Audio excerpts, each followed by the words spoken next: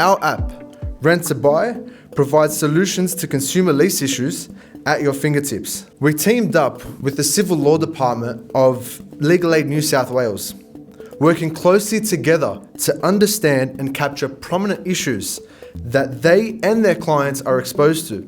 Consumer leases are challenging and a growing issue for the community. Our target market is socioeconomically disadvantaged individuals, particularly Indigenous Australians, as reports have shown that they are specifically vulnerable to consumer lease companies. Legal Aid's clients on Commonwealth benefits are also the target demographic for the companies whose business models primarily rely on providing leases to low-income consumers. A report by ASIC in 2015 into the leasing industry found that the leasing industry in Australia is about $500 million. So if you're all sitting there wondering why did we name the app Rent to Buy, well, the name was strategically chosen based on online user behavior.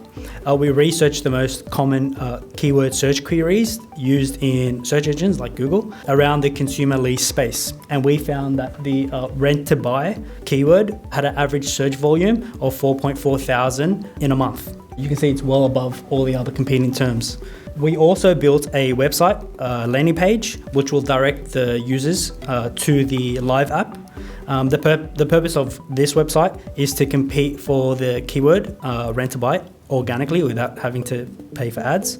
Again, it will send the users to the Legal Aid website. There was a gap within Legal Aid's online services, and that people accessing the website needed more information on this particular issue than what was provided.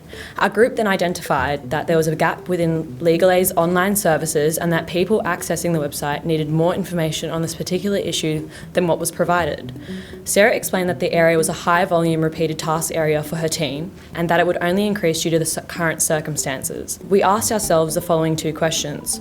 Would the app direct users to different resources and websites based on their situations, or would the app operate in a more self-help remedial function? As we researched further, we realised that people would often go to Legal Aid for issues that would be resolved with an internal dispute resolution or an external one. From this, we realised that we would in fact make an app that could list common scenarios and issues people faced, which the user could then select the issue that was relevant to them. The app would then identify the individual's issue to either direct them to a formatted letter or be directed to law access for issues that needed legal advice. Our application operates on the assumption that the user is already in a consumer lease agreement and has an issue with the situation or the agreement with which they are engaged. Secondly, by understanding the specific area of consumer leases and our user base in greater depth, we're able to customise our service offering by focusing on the issues most commonly faced within this demographic. This resulted in us creating pro forma letters for the top 4 occurring issues within the consumer lease industry. This comprises the kind of self-help element of our application. The letters generated within our app initiate the internal dispute resolution processes with the leasing companies. Alternatively, our app also utilises a range of resources from other websites, including Law Access, Consumer Action and the Australian Financial Complaints Authority, to appropriately direct the user based on their other needs. The app was strategically designed to prevent complainants from being held back from their low to limited education and communication skills, as well as their understanding of the complex legal process. We also develop referrals to external services such as Law Access as well as AFCA for issues that were deemed to be more complex to be simply solved by letters. After the completion of the beta version of the app, we looked towards user testing to further enhance the app in any way possible form. We did this by distributing a Google feedback form and published a URL to the Legal Aid Civil Division team, our family, and our friends. Most of our feedback was focused on 2 main areas, language and structure. Based on this feedback, we made 13 changes to the app.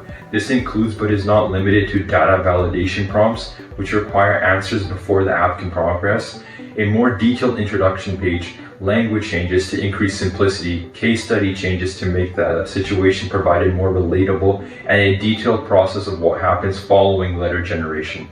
To further enhance usability, we also added demographic questions within the app to better provide more critical information of the user's situation.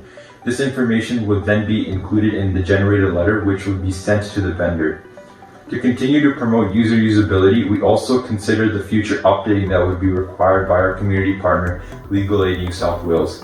This is why within the NEOTA, we structure the technical workings in a way that would ensure that future updating could be done with ease. Having successfully completed the user testing phase, we are now currently in the process of facilitating the handover of the application to be integrated in the Legal Aid New South Wales and Law Access websites.